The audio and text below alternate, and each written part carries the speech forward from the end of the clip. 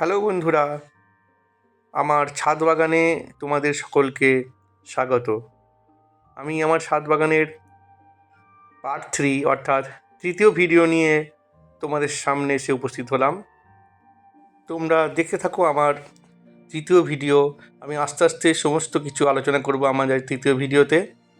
প্রথমেই জানাই আমার যে রোগ গাছে হয়েছিল, যে ফাঙ্গাস রোগ, সেই রোগটি জন্য আমি দুবার ওষুধ প্রয়োগ করেছি এবং আমি আগের ভিডিওতে সেই রোগের নিরাময়ের জন্য আপনাদের কাছ থেকে আমি সমাধান চেয়েছিলাম। অনেকেই আমাকে তার সমাধানের কথা বলেছেন। আমি সেই মতো দুবার ওষুধ প্রয়োগ করেছি, করে কিছুটা নির্মূল করতে পেরেছি, কিন্তু এখনও ফাঙ্গাস আছে। আমি সেটি আপনাদের দেখাচ্ছি। আপনারা দেখুন, ফলগুলির গোড়ার দিকে এখনও ফাঙ্গাস খানিকটা আছে। এবার আসছি আমার শীতকালীন যে ফুল চাষ আমি করেছি সেটির সম্বন্ধে আমি তোমাদেরকে দেখাবো। তোমরা দেখো, এখানে যে ছোট চন্দ্রমল্লিকা গাছে অনেক কুড়ি এসেছে। এটি ঝোপঝাড় হয়ে গাছটিতে প্রচুর ফুল হয়, ছোট ছোট ফুল। তারপর তোমরা দেখছো এখানে যে ইঙ্কা গাছ আমি বসিয়েছিলাম।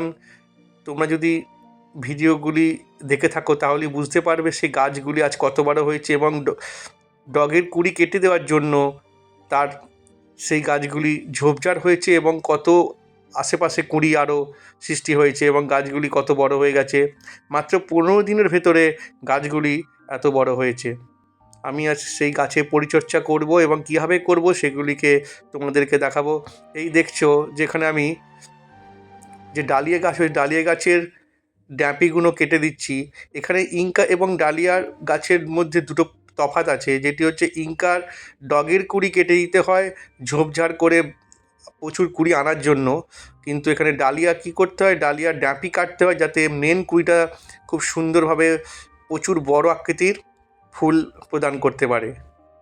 এছাড়াও কিছু আমি সাধারণ গাঁদা নিচে আমি দেখাচ্ছি, আপনারা দেখুন। রক্তগাঁদা এবং সাধারণ গাঁদা নিচি, যেগুলো সাধারণ ফুল হবে, যেগুলো পূজার কাজে লাগবে।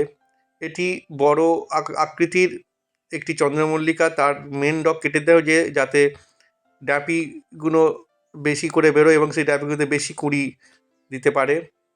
এবার তোমরা দেখতে থাকো, আমি ডালিয়া গাছে যে পাতাগুলো আছে পাতাগুলো আস্তে আস্তে ছাঁটছি, কেন গোড়ার দিকের পাতা যত তোমরা ছাঁটবে ডালে গাছটি তত লম্বা এবং মজবুত হবে, এবং ডগের মেন যে ডগ, সেই ডগের কুড়িটা প্রচুর বড় আকৃতির হয়ে বড় ধরনের ডালিয়া ফুল প্রদান করবে।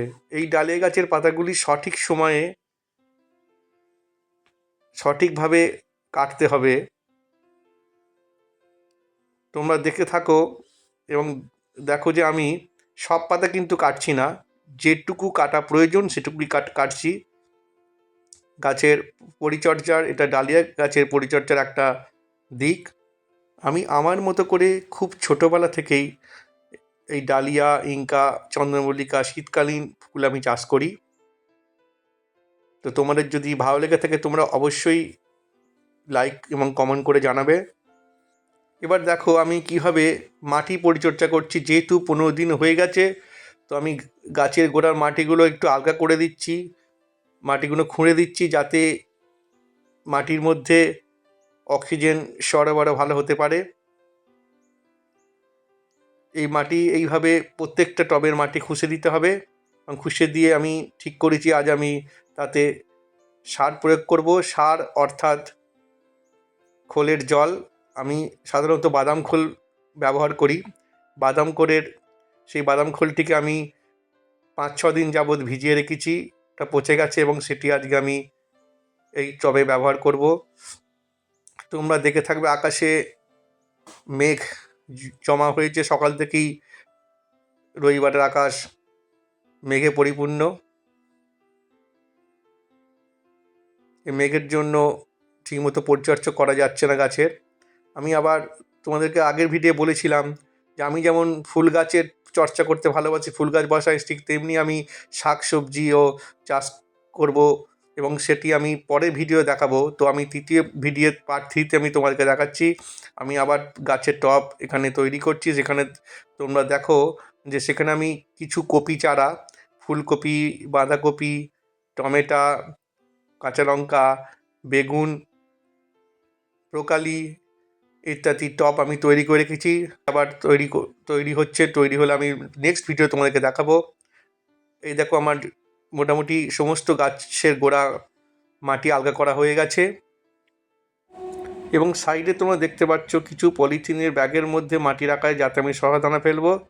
এবার আগেই বলেছিলাম আমি খোলের জল, শুধুমাত্র স্রেফ খোলের জল তোমরা দেবে। তুমি কেউ যদি দিয়ে গাছ চাষ করে থাকো তাহলে তোমরা কেবলমাত্র খোলের জলটি দেবে, খোল পচা থেকে উপর থেকে জলটি দেবে। সেটি আমি তৈরি করেছি 3-4 দিন বা আরও বেশি দিন ধরে খোলটাকে পচিয়ে রেখেছিলাম, এবং সেটিকে 1 বালতি জলে, কিচেনেরও প্রায় 10 লিটার জলে আমি গুলেছি, এবং উপর থেকে উপর সেই শুধুমাত্র খোল পচা জলটাকে আমি গাছের মধ্যে ব্যবহার করছি।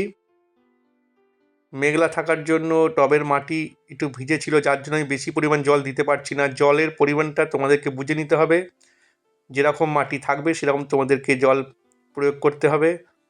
তো বন্ধুরা, আজকের পার্ট 3 আমার এই পর্যন্তই। আশা করছি তোমাদের ভালো লেগেছে, এবং তোমাদের কেমন লাগলো তোমরা অবশ্যই আমাকে শেয়ার এবং কমেন্ট করে জানাবে। ভালো থাকবে, ধন্যবাদ। আমি পরবর্তী ভিডিও নিয়ে আবার 7 দিন পর তোমাদের সামনে হাজির হব।